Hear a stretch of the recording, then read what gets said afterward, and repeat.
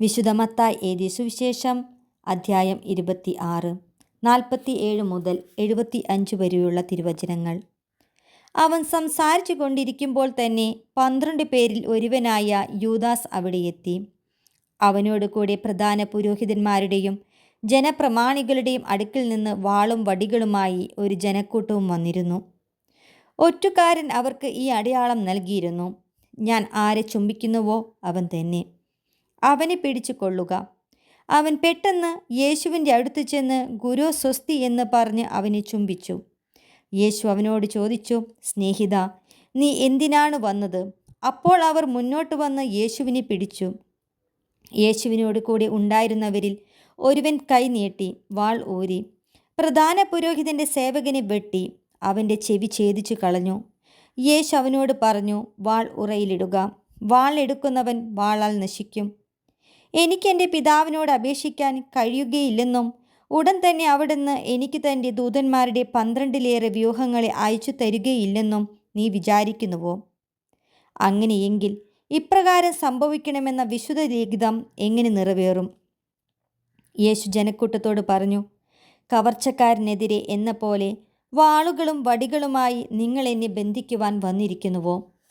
ഞാൻ ദിവസവും ദേവാലയത്തിലിരുന്ന് നിങ്ങളെ പഠിപ്പിച്ചിരുന്നു. നിങ്ങൾ എന്നെ പിടിച്ചില്ല. പ്രവാചകന്മാരുടെ ലിഖിതങ്ങൾ പൂർത്തിയാകാൻ വേണ്ടിയാണ് ഇതൊക്കെയും സംഭവിച്ചത്. അപ്പോൾ ശിഷ്യന്മാരെല്ലാവരും അവനെ വിട്ട് ഓടിപ്പോയി. യേശുവിനെ പിടിച്ച് ബന്ധിച്ചവർ പ്രധാന പുരോഹിതനായ കയ്യാഫാസിൻ്റെ അടുത്തേക്ക് അവനെ കൊണ്ടുപോയി. അവിടെ നിയമജ്ഞരും ശ്രേഷ്ഠന്മാരും സമ്മേളിച്ചിരുന്നു. പ്രധാന പുരോഹിതൻ്റെ മുറ്റം വരെ പത്രോസ് അവനെ അല്പം ദൂരെയായി അനുഗമിച്ചു. അനന്തരം അവൻ അകത്തു കടന്ന് അവസാനം എന്തെന്ന് കാണാൻ പരിചാരകന്മാരോട് കൂടി ഇരുന്നു. പ്രധാന പുരോഹിതന്മാരും ന്യായാധിപ സംഘം മുഴുവനും യേശുവിനെ മരണത്തിനേൽപ്പിച്ചു കൊടുക്കേണ്ടതിന് അവനെതിരെ കള്ളസാക്ഷ്യം അന്വേഷിച്ചു. പല കള്ളസാക്ഷികൾ വന്നെങ്കിലും അവർക്ക് സാക്ഷ്യമൊന്നും കിട്ടിയില്ല. അവസാനം 2 പേർ മുന്നോട്ട് വന്ന് ഇപ്രകാരം പറഞ്ഞു: ഈ ദേവാലയം നശിപ്പിക്കാനും 3 ദിവസം കൊണ്ട് നിർമ്മിക്കാനും എനിക്ക് സാധിക്കും എന്ന് ഇവൻ പറഞ്ഞിട്ടുണ്ട്. പ്രധാന പുരോഹിതൻ എഴുന്നേറ്റ് നിന്ന് അവനോട് ചോദിച്ചു: നിനക്ക് മറുപടിയില്ലേ? ഇവർ നിനക്കെതിരെ സാക്ഷ്യപ്പെടുത്തുന്നതെന്ത്?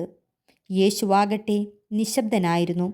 അപ്പോൾ പ്രധാന പുരോഹിതൻ അവനോട് പറഞ്ഞു: ജീവിക്കുന്ന ദൈവത്തിൻ്റെ നാമത്തിൽ ആണയിട്ട് ഞാൻ നിന്നോട് ചോദിക്കുന്നു, നീ ദൈവപുത്രനായ ക്രിസ്തുവാണോ എന്ന് ഞങ്ങളോട് പറയുക. യേശു അവനോട് പറഞ്ഞു: നീ പറഞ്ഞുവല്ലോ. എന്നാൽ ഞാൻ നിന്നോട് പറയുന്നു, ഇപ്പോൾ മുതൽ മനുഷ്യപുത്രൻ ശക്തിയുടെ വലത്തുഭാഗത്ത് ഉപവിഷ്ടനായിരിക്കുന്നതും വാനമേഘങ്ങളിൽ വരുന്നതും നിങ്ങൾ കാണും. അപ്പോൾ പ്രധാന പുരോഹിതൻ മേലങ്കി കീറിക്കൊണ്ട് പറഞ്ഞു: ഇവൻ ദൈവദൂഷണം പറഞ്ഞിരിക്കുന്നു. ഇനി സാക്ഷികളെ കൊണ്ട് നമുക്കെന്താവശ്യം? ഇതാ ദൈവദൂഷണം നിങ്ങൾ ഇപ്പോൾ കേട്ടുവല്ലോ. നിങ്ങൾക്കെന്തു തോന്നുന്നു? അവർ പ്രതിവചിച്ചു: അവൻ മരണത്തിനർഹനാണ്. അനന്തരം അവർ അവൻ്റെ മുഖത്ത് തുപ്പുകയും അവനെ അടിക്കുകയും ചെയ്തു. ക്രിസ്തുവെ, നിന്നെ അടിച്ചതാരെന്ന് ഞങ്ങളോട് പ്രവചിക്കുക എന്ന് പറഞ്ഞുകൊണ്ട് മറ്റു ചിലർ അവനെ കരണത്തടിച്ചു. പത്രോസ് പുറത്ത് മുറ്റത്തിരിക്കുകയായിരുന്നു. ഒരു പരിചാരിക അവനെ സമീപിച്ച്, നീയും ആ ഗലീലിക്കാരനായ യേശുവിനോട് കൂടി ആയിരുന്നുവല്ലോ എന്ന് പറഞ്ഞു. നീ പറയുന്നത് എന്താണെന്ന് ഞാൻ അറിയുന്നില്ല എന്ന് അവരുടെ എല്ലാം മുമ്പാകെ അവൻ നിഷേധിച്ചു പറഞ്ഞു. അവൻ കവാടത്തിലേക്ക് പോയപ്പോൾ മറ്റൊരു പരിചാരിക അവനെ കണ്ടു. അവൾ അടുത്തു നിന്നവരോട് പറഞ്ഞു: ഈ മനുഷ്യനും നസറായനായ യേശുവിൻ്റെ കൂടെയായിരുന്നു. ഞാൻ അവനെ അറിയുകയില്ല എന്ന് അവൻ വീണ്ടും ആണയിട്ട് നിഷേധിച്ചു. കുറെ കഴിഞ്ഞപ്പോൾ അടുത്തു നിന്നിരുന്നവർ പത്രോസിനെ സമീപിച്ചു പറഞ്ഞു: നീ അവരിൽ ഒരുവരാണ് തീർച്ച. നിന്റെ സംസാര രീതി തന്നെ ഇത് തെളിയിക്കുന്നു. പത്രോസ് ആകട്ടെ ഞാൻ ആ മനുഷ്യനെ അറിയുകയില്ല എന്ന് പറഞ്ഞ് ശപിക്കാനും ആണയിടാനും തുടങ്ങി. ഉടനെ കോഴി കൂകി. കോഴി കൂകുന്നതിന് മുമ്പ് 3 പ്രാവശ്യം നീ എന്നെ നിഷേധിക്കും എന്ന് യേശു പറഞ്ഞ വാക്കുകൾ അപ്പോൾ പത്രോസ് ഓർമ്മിച്ചു. അവൻ പുറത്തു പോയി ഹൃദയം നൊന്ത് കരഞ്ഞു.